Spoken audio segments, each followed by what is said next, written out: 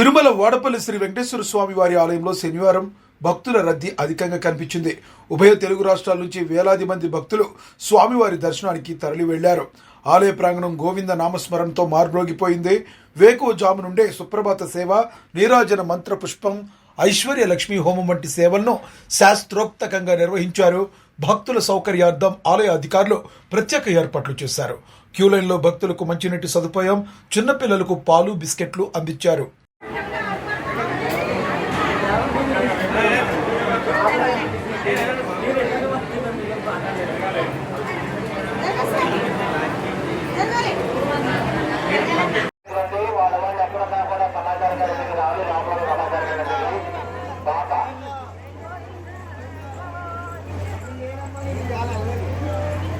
పెదపాల నుంచి వచ్చిన పద్మావతి ఈ వాడపల్లిలో ఎర్ర చందన స్వరూపుడిగా 7 వారాల వెక్కనగా ఈ కోగడలో కొలువై ఉన్నాడు. తన సాధకులను భక్తితో ఎవరైతే ఆశ్రయిస్తారు,